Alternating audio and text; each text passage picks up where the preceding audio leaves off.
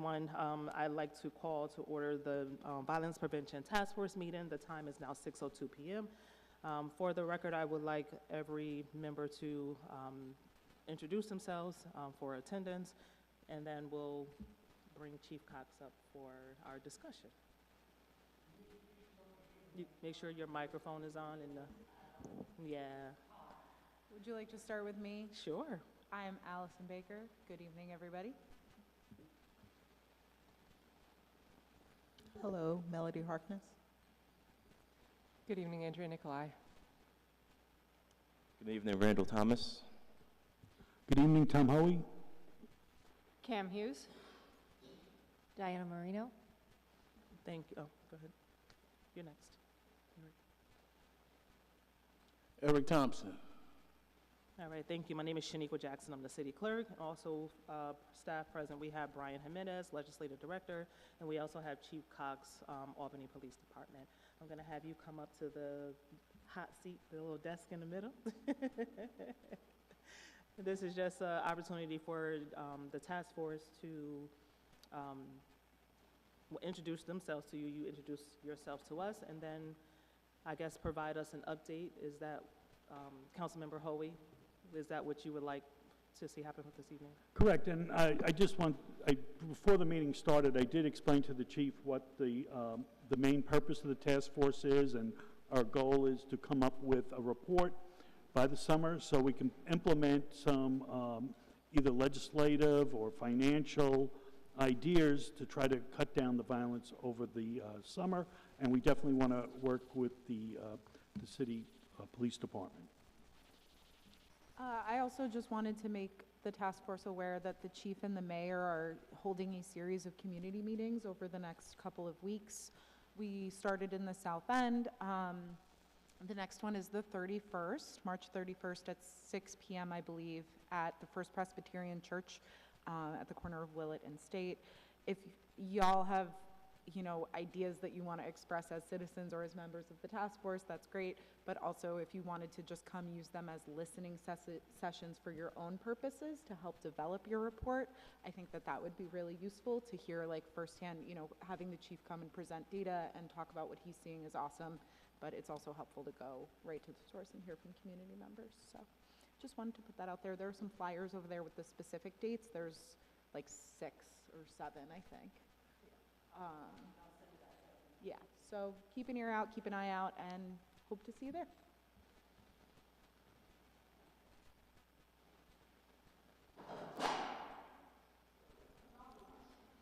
Yeah, Stanley, it's durable. Chief Cox, you can begin, just to give us a brief update. All right, absolutely. Thank you. So, good evening. Thank you for the invitation. Appreciate that. Appreciate the work that you are all looking to do here, that you've all been doing. So, for those of you that may not know me, I'm not new to the city. I was born and raised here. I was here for 23 years on the police department from 1994 until 2017. I was lucky enough to be the chief here from 2015 to 2017, and I came back in December as chief again. I retired, went on to work with the Law Enforcement Assisted Diversion Initiative, providing technical assistance on that across the country. That was an initiative that we brought here, and I say we, that was a community effort to bring here back in 2014 to help stop arresting folks that were suffering from unmet behavioral health issues or unhoused, living in poverty, and get them into services. I also had the benefit, and I know you guys have been doing a lot of your homework over the last couple of years, I had the benefit of not sitting on the gun violence task force when we had the unfortunate incident of Tanika Thomas being killed. But I was on the implementation task force after that. And I learned a lot from that experience because, I talk a lot in the community about kind of 4 pillars that at least I look at, and I think we have to look at when it comes to public safety, because public safety is really it's not a police-only avenue. It's got to be a partnership. Enforcement is obviously one of the things that we do, and it's something we have to do. There are some times that we have to actually enforce the law, and we have to take people off the street, and we have to prosecute them, and we have to put them in jail. That's not a win. That's usually a loss. That means somebody was harmed. That means there was trauma that happened.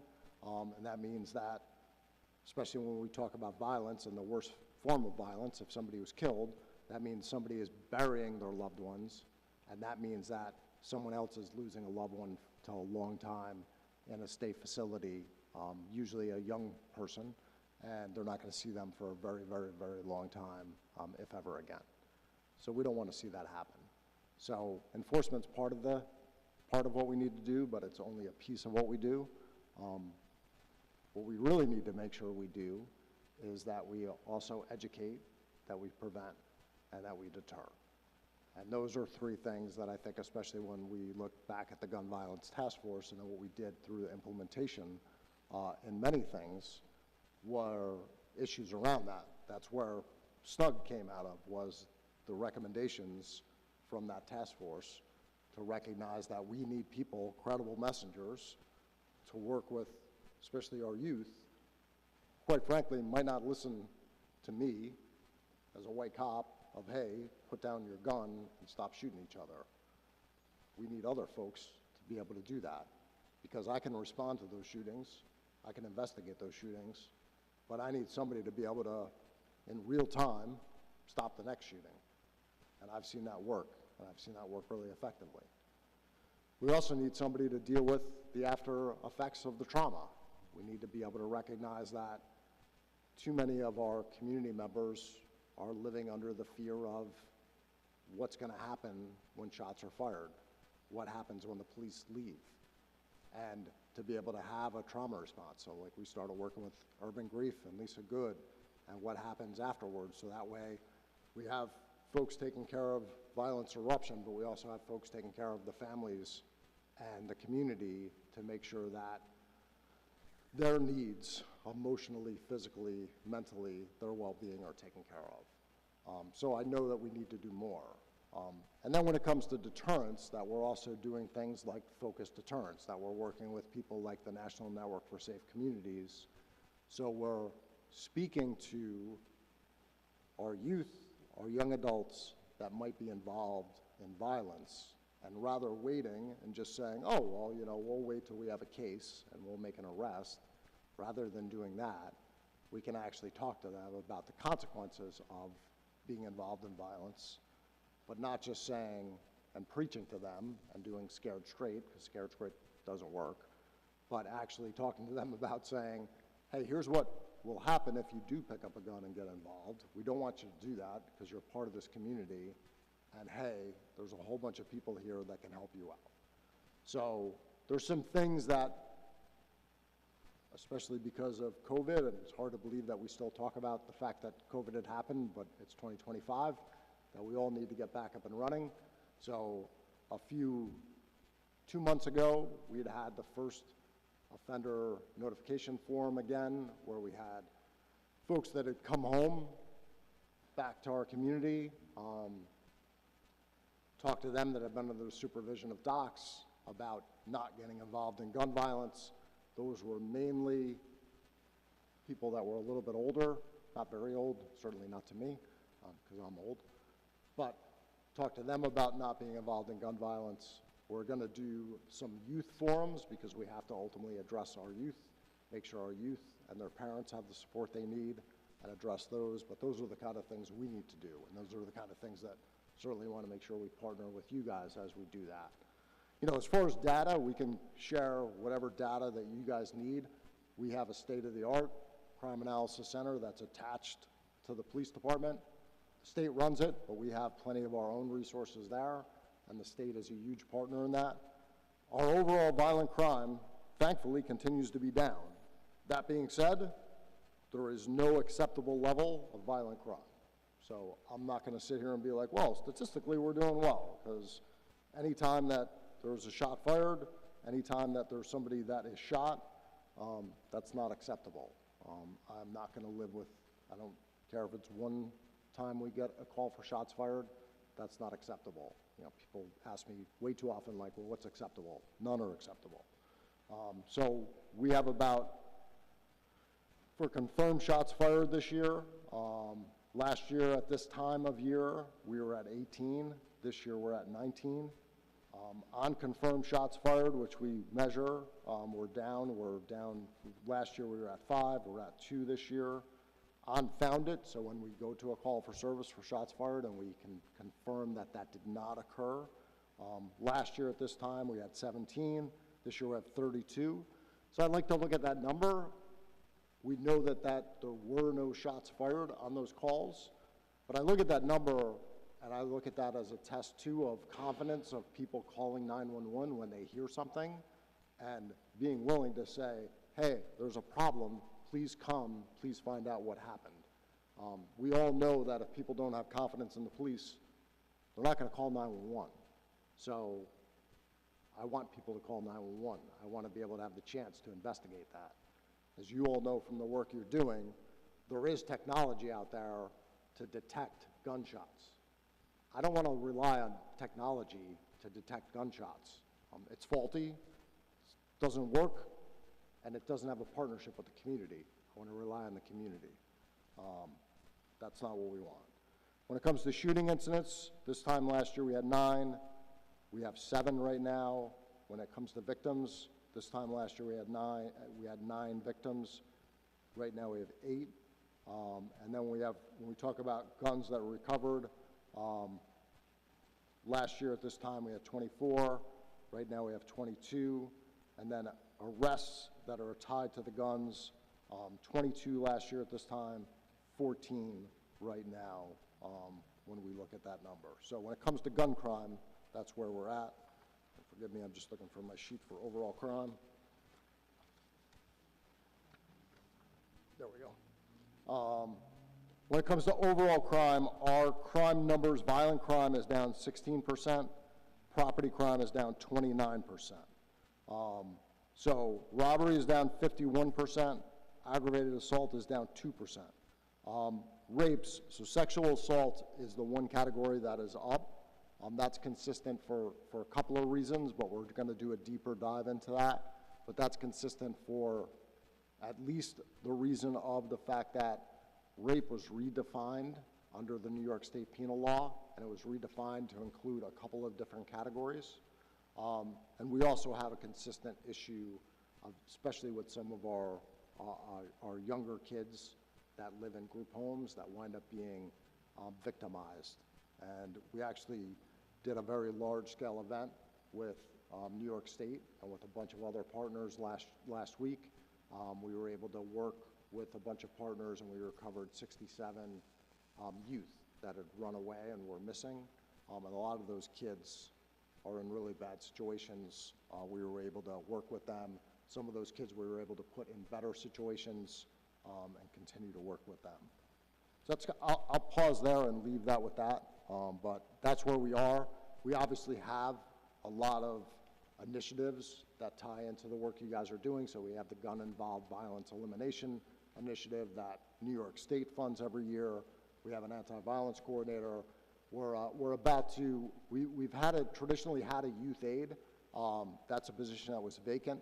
I directed my staff to rehire that position because that's a position that's always worked with youth that were kind of on the cusp of being involved in the juvenile justice system, and their families, especially they traditionally worked with some of the youth that were identified, bless you, with having older family members that were involved in more serious offenses. So we're going to get that position back up and running. And they also work very closely with our track officers to reach and connect, and our enhanced supervision unit officers. And the track officers work with our youth and really act as mentors for the youth who have been identified as potentially starting to get involved in gun violence. And then our enhanced supervision, they don't really do supervision work. It's a term we came up with.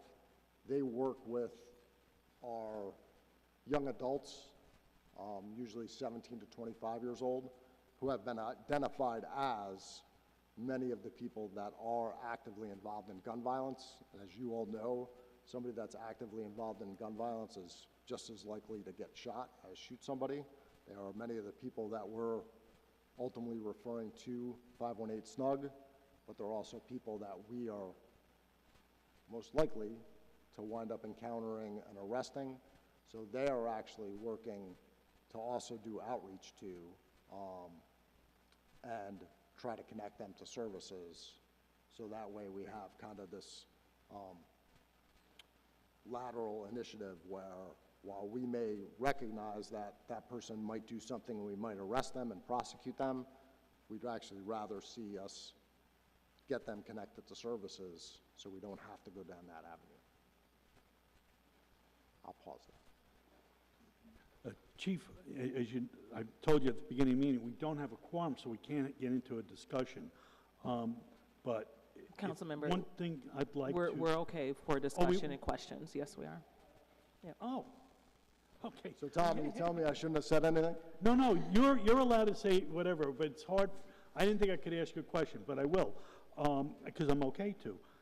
If the members of the task force would like to get a tour of the Crime Analysis Center, is that something that we might be able to do? Yeah, absolutely. We can arrange that, and we can make sure that it's more than a tour, that we actually present and show exactly what that can do.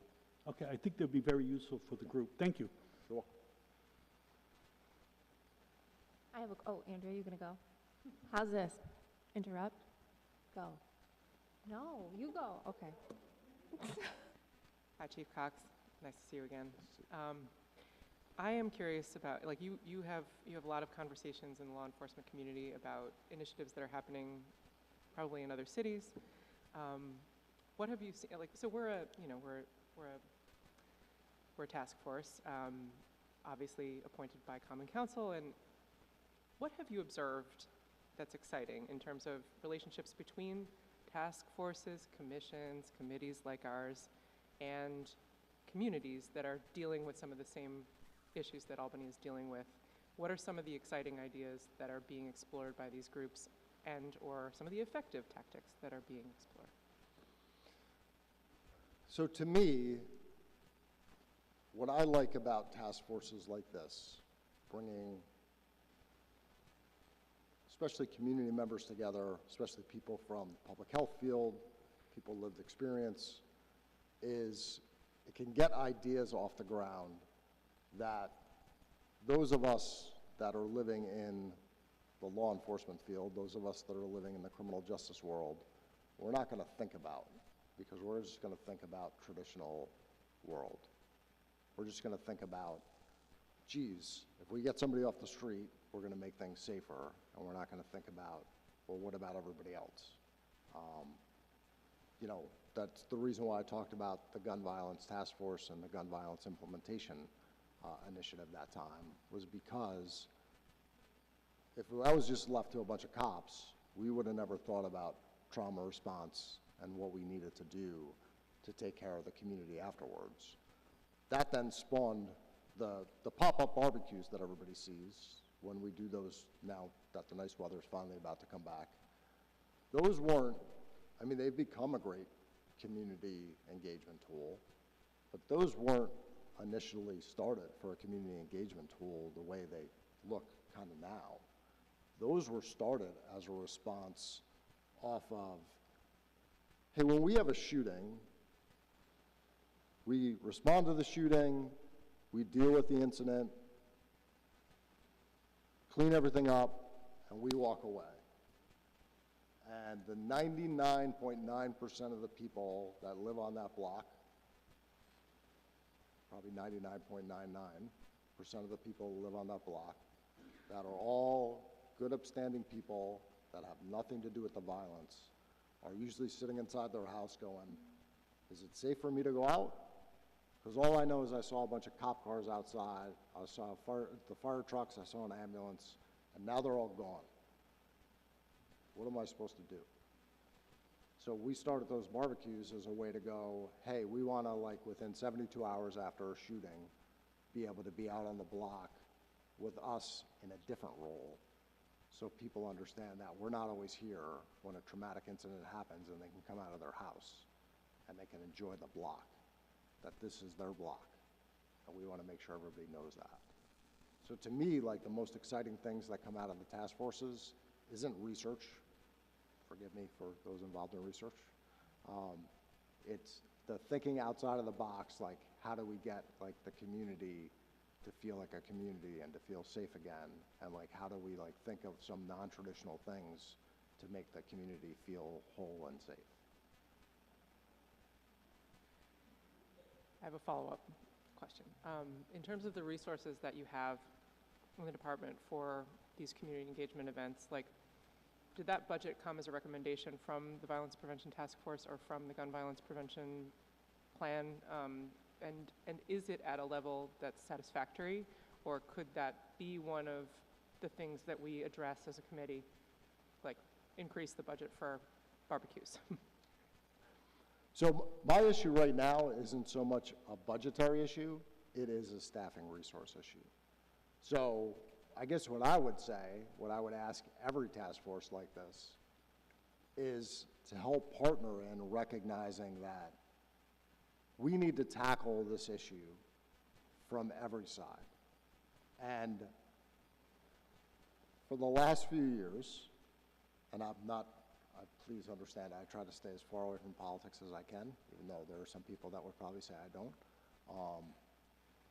The last few years, like, we've had this whole debate about, you know, defunding police and doing that other stuff. Like, this is an issue that it has to be no, we need to have more police resources and more public health resources and more education resources and more social service resources.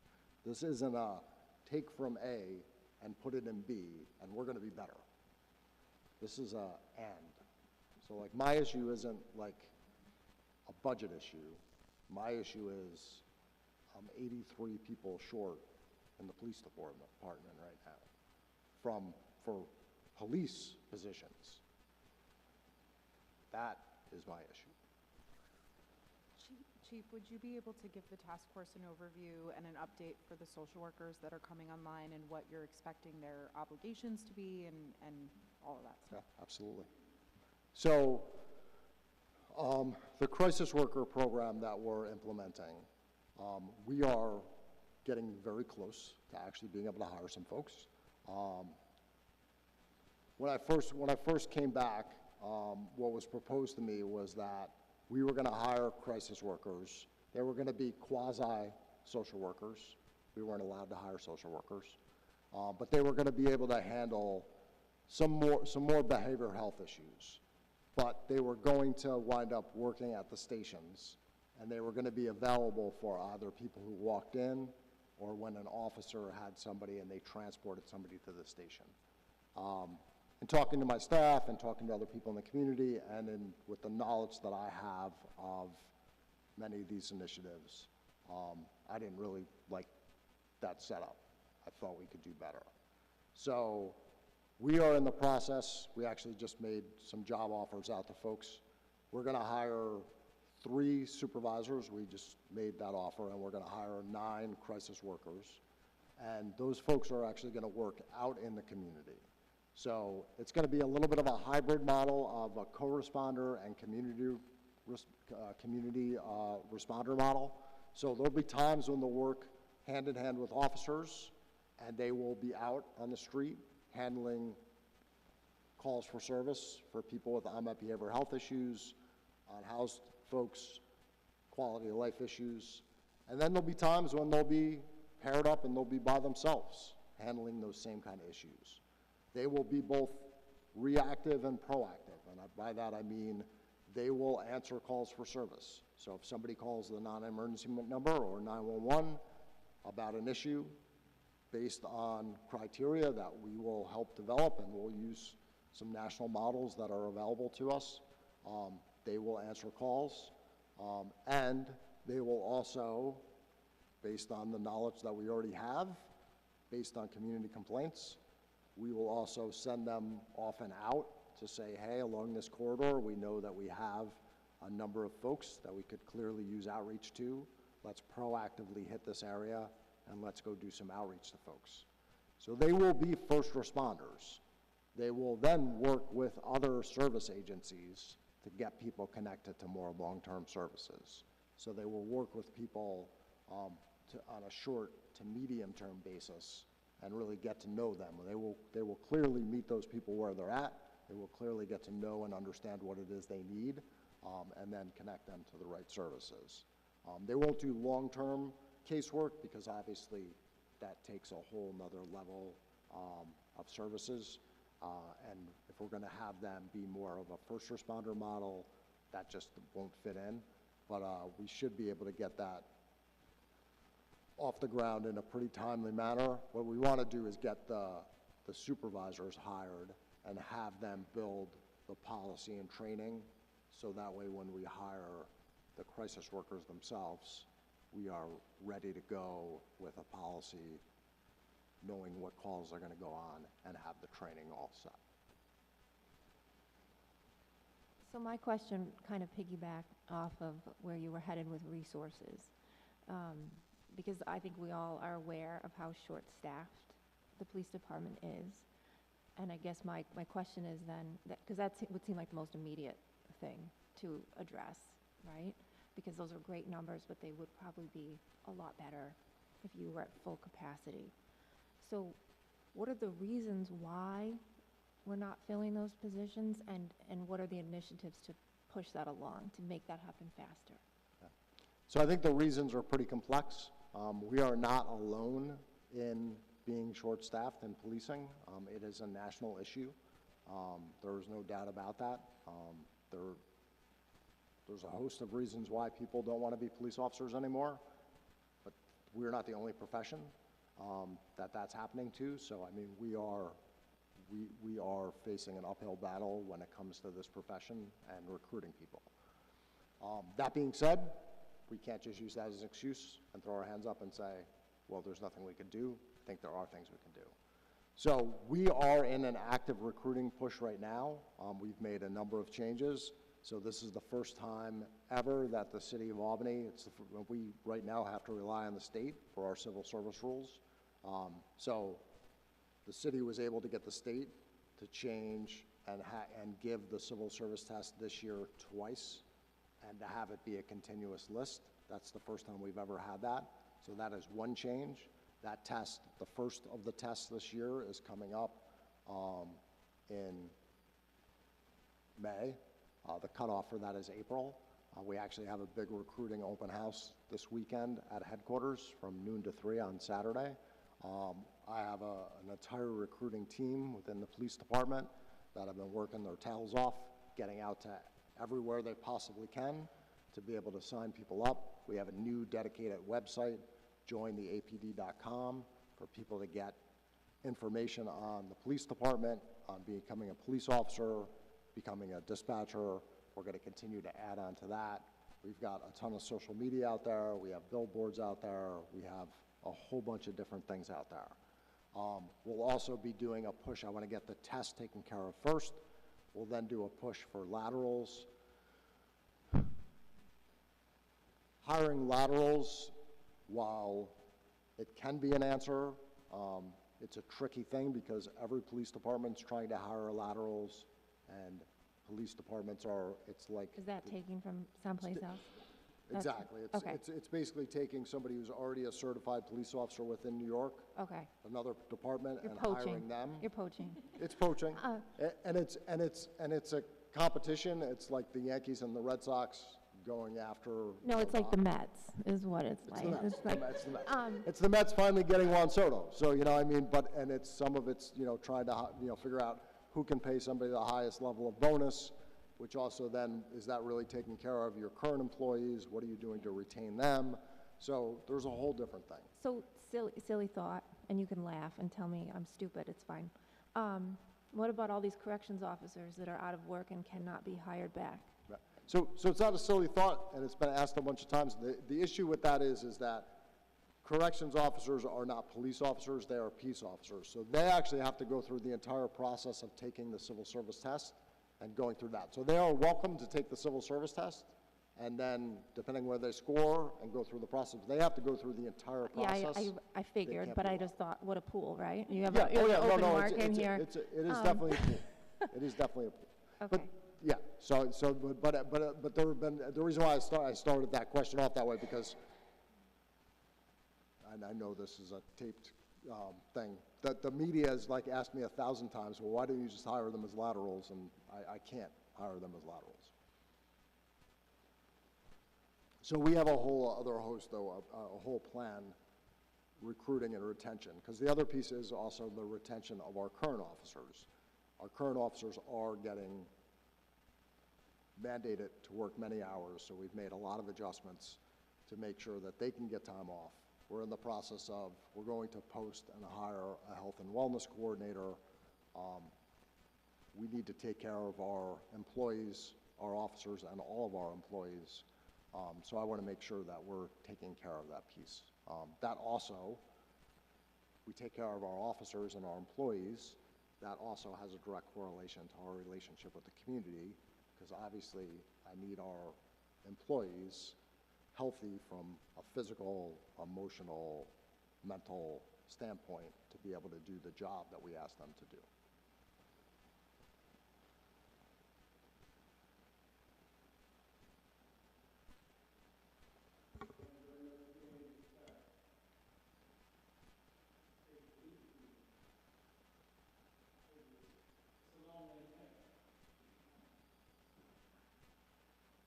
Yes, I think about it in the long range.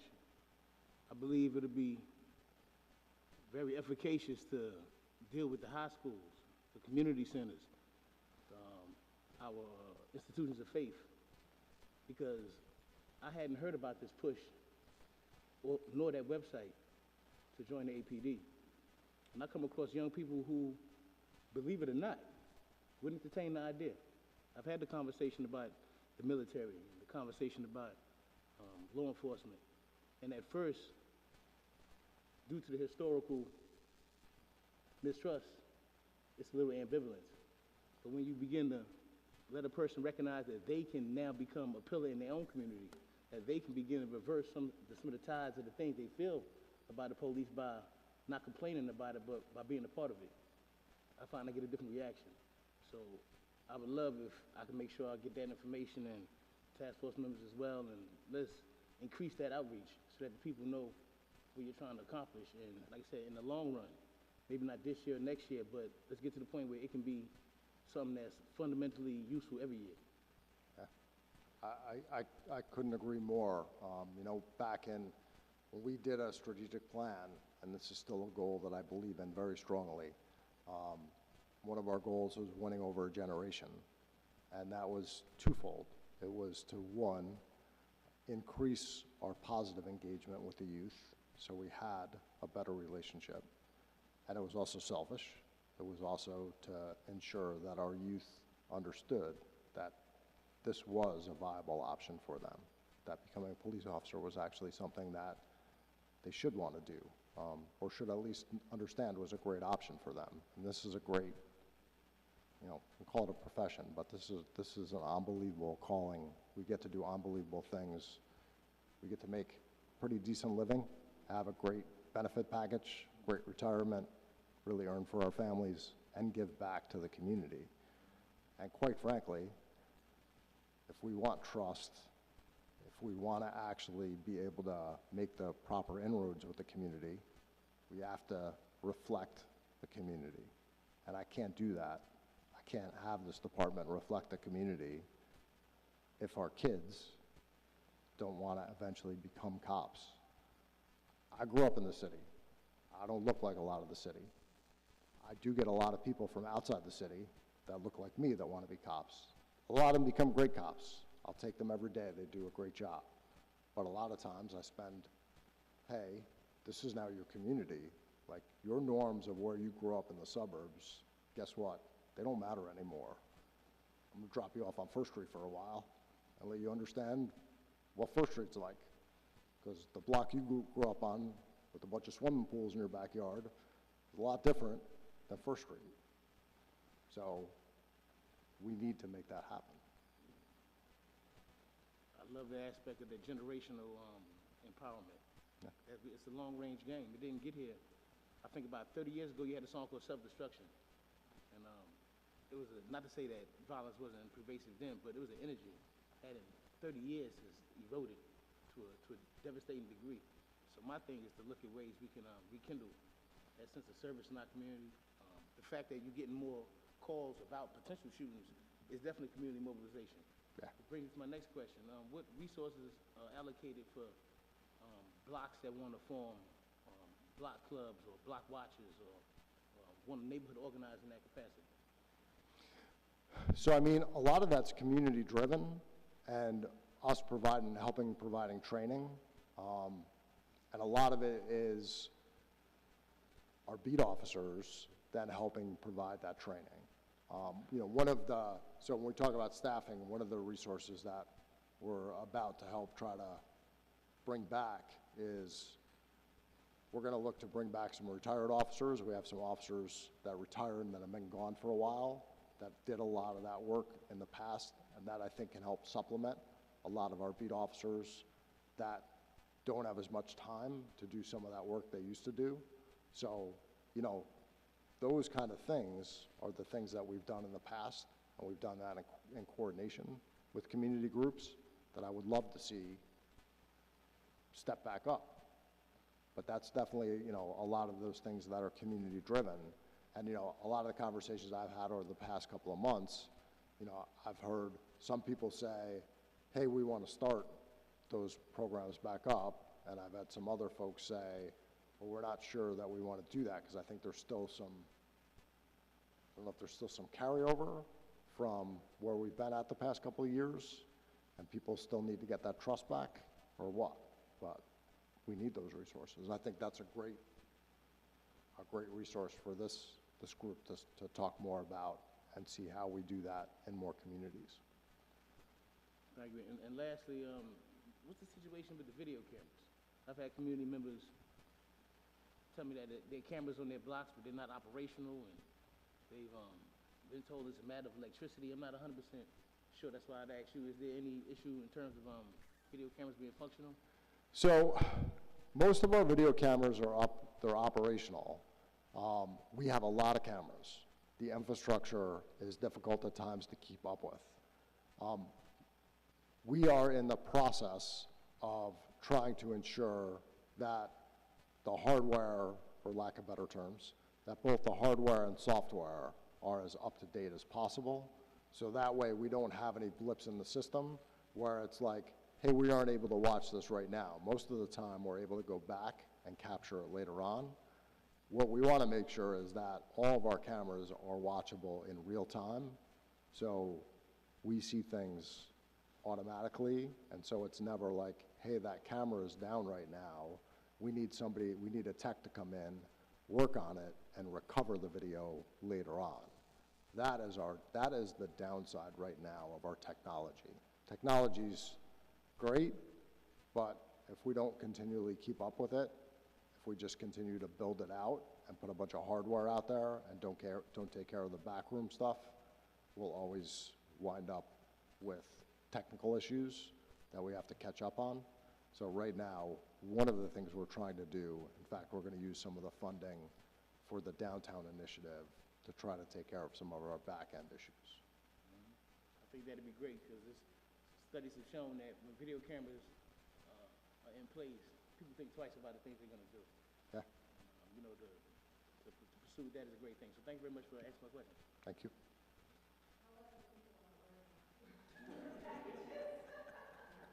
The ring gap speaks for itself. All right, are there any more questions? I guess so. So part of one of the things we're tasked with is education and awareness. And I think your social work program is something that's huge, but I don't think a lot of people are aware of it. Kind of like the hiring more police officers. I don't think a lot of people are aware of that happening. How can we help get the word out about things like that? Yeah, so I mean, we have tried to push many of these, especially the hiring issue, through social media, through our website. We have pushed those out as far as possible. So I am open to any ideas that anyone has about how to better educate folks. We have talked about it at all of our public forums. I've talked about it at every neighborhood association meeting that I've been at. So I am open to suggestions on how we better get that out there. You know, I mean, we use Nixle, we use Facebook, we use Twitter, or X, whatever it is now. Actually, I don't think we're using X. We use LinkedIn, use the media, you know. Next door. So, but you know, I am open to any ideas that anyone has about how we better publicize, how we better advertise, how we better get the word out. You know, I mean, last night we had the Albany Community Policing Advisory Committee had the public forum. The media was there the entire time. I was actually pleasantly pleased for once the one thing that at least Channel 13 covered was the fact that we were having an open house. I was like, thank God they actually picked, you know, that was the thing they picked up on.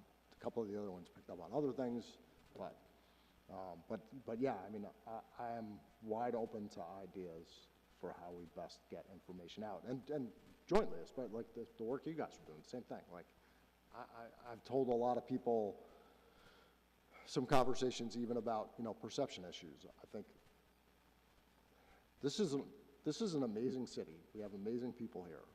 There's amazing work being done. The only things that anybody ever wants to capture are negatives.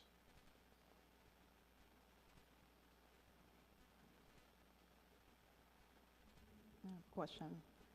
So you mentioned a part of this strategic plan, you know, to build a more robust workforce with the focus on gun violence and connecting with the youth and building community partnerships. You also mentioned sort of the rise of sexual assault and that type of violence as well.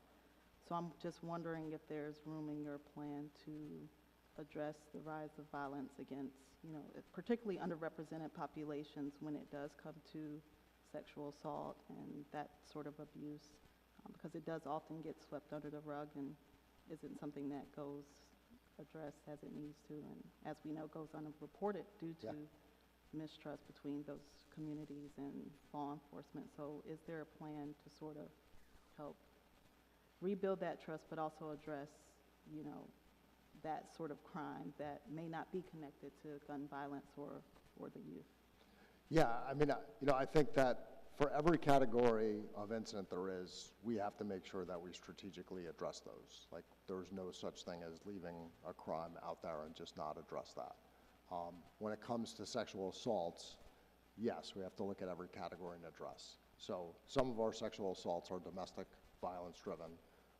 We are in the process of obtaining a grant from New York State. It's called the STRIVE grant. Forgive me, I cannot remember what STRIVE stands for right this second, but it's the STRIVE grant. That is going to be very much around intimate partner violence.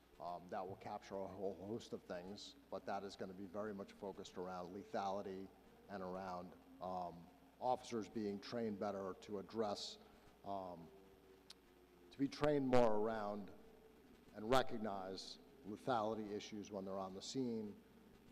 Once a certain level of lethality is identified, to then have a resource through Equinox to be able to call and get them on site. That will help, I think, a host of issues around domestic violence, but that certainly will also, I think, help some of the domestic violence issues that tend to go into the sexual assault categories. We are, when it comes to our youth that are being victimized in that category, we have been working very, very closely with the state and with a group of partners and with the group homes to try to address this. It is very difficult to address, but we are working to address it. We have a couple of detectives that do a phenomenal job they've built relationships with the group homes.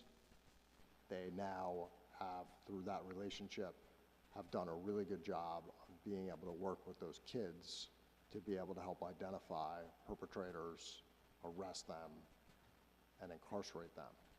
Obviously, we want to have it to where those incidents don't even happen.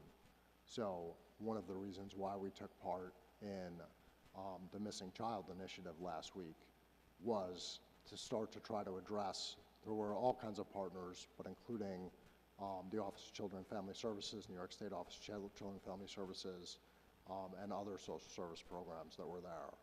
It was to try to recognize the focus was on repeat runaways, realizing that many of the repeat runaways were many of our victims of a lot of really horrific crimes when they were on the street. You know, to me, I think we need to change the definition of human trafficking, because many of those kids wind up getting trafficked while they're on the street, just in a different fashion than what gets defined in the law. So it was really identifying many of those cases and saying, hey, instead of saying, okay, this is the 70th time that Brendan left the facility, we know we're going to find him, we'll just return him to the facility. It was, no, let's focus, let's find Brendan. When we find him, let's then talk to him and let's see if we can come up with an alternative plan. Let's really try to find out, like, why is he leaving? Like, what's going on? Like, what is causing him to leave there? I mean, many of the providers in the city, they're trying to do a really good job. They have a lot of kids that are already traumatized. What do we need to do better to get this person connected? And some of them aren't at home, some of them aren't at facilities, but many of them are. So that was a part of that plan. We were not just the second location in the state. The first one was in Buffalo. We were actually the second location in the country. So I expect a lot more to come from that as well in how we do this. But yeah, I think we need to continue to make sure that we have longer term strategies to address those issues. And while I said, you know, what I said, what I talked about before, like, it's a loss for a lot of arrests. The one area that I'll never say it's a loss, if somebody victimizes a child in that way, it's not I want to prevent that from ever happening, but if it happens, I won't call it a loss when that person goes away for life.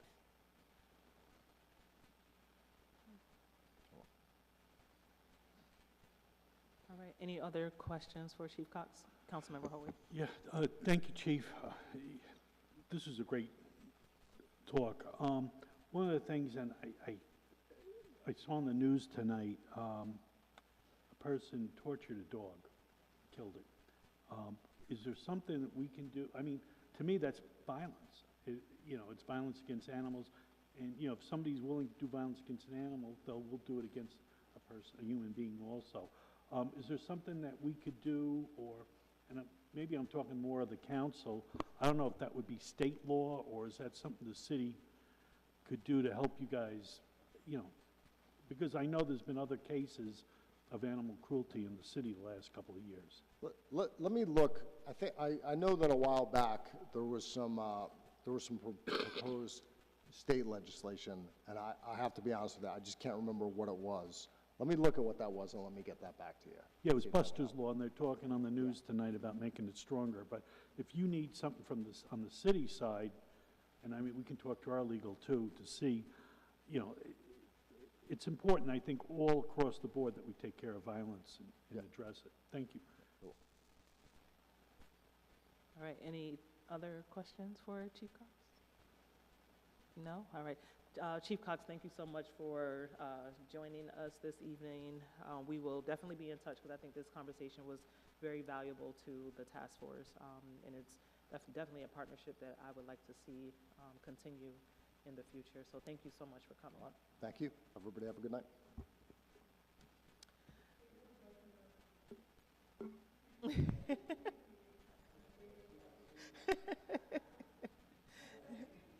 Yeah, it's on the record too, so. Thank you again. All right, so on to the rest of the agenda. Due to quorum, we're down official one person. Allison was gracious enough to join us for the conversation. So we cannot vote on the meeting minutes from December 10th and the 18th. We'll try to reconvene for the next meeting to get those officially passed. And then also the election of a chair for the task force. I sent out the bylaws that had a description of every of the positions. I do encourage everyone to read those to see if it's something that you may be interested in, stepping into the position. I know we do have our co-chair, and then our secretary. Okay, so we just need the chair for the committee. If you are interested, you can feel free to email me, and we will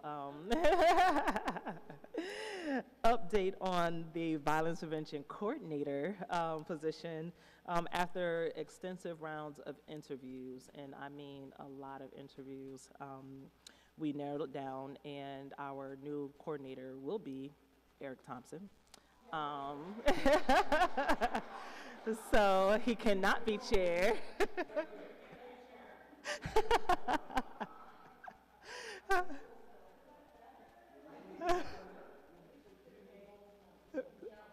Right.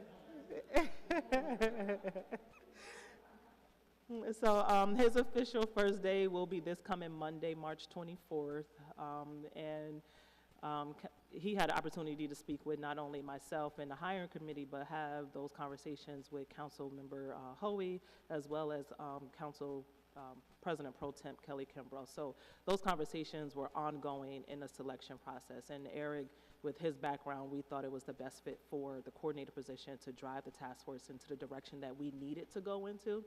And I'm excited. I know he's excited. Council members are excited as well. So I would like to give this opportunity to Eric, if you would like to say a few words. If not, it's okay. You don't have to. It's up to you. Sure. I'm privileged to have this opportunity. I appreciate everybody in this room. I know y'all care. I've gotten to know y'all beyond the task force. And we got some kids out here and some community members that need us. They need us to make some decisions that are gonna make a difference. As Chief Cox says, the best way to create change is to be the change. And us coming here, putting our minds and our bodies and our ideas together are gonna help some kids. I already know it. I'm out there during the summers. I'm with the people doing the shootings. I'm with the people getting shot. And even though I'm in this new capacity, new role, I can't erase those relationships, and I wouldn't. So I'll be able to introduce information from both perspectives, from the policy side of being here, but also from the street side, so we can begin to bring those ties that bind together. Everybody from the police to the clergy to the gang members, right? It's going to take everybody to make this summer a summer of respect and progress, and not a summer of blood and violence. So I'm fortunate to be in this position. I appreciate, once again, everybody in this room, and we're going to turn up. We're going to turn up. We're going to bring some positive attention to this task force. We're going to let the people know that we're here and we care, and I'm looking forward to doing everything I can do to make that happen. And I appreciate y'all doing it along with me. Awesome. Thank you so much. Again, I encourage all of you to start making those calls, emails, texts to get your fellow task force members back into the room so we can actually get the work done. I know Eric is going to be, that's going to be one of his first tasks when he starts on Monday, is to try to re-engage the members that are not showing up, because we really, really need to get the task force moving so work can get done. And if you have any suggestions on how we can get those members back into the room, please let us know. Have there been any other applications to join the task force? Particularly since as he comes off, there's going to be a new vacancy on the task force. Absolutely. So the call for applications is on a rolling basis. So the notice is out there. I'll send it all out to all of you so you can share it within your network again. But we're continuously accepting applications. So if anyone is interested that you know of, send me their name, email, contact information, and I'll get it out to them as well. But we have to constantly, wait for them to come in. So, any other questions for us, me? I just have a question for Eric. What does this change for you, if anything, about your other, you're still with SNUG, you're still, how does this fit into everything in your life? Well, I'm no longer with SNUG. I'm no longer with SNUG in terms of, on an operational day-to-day basis.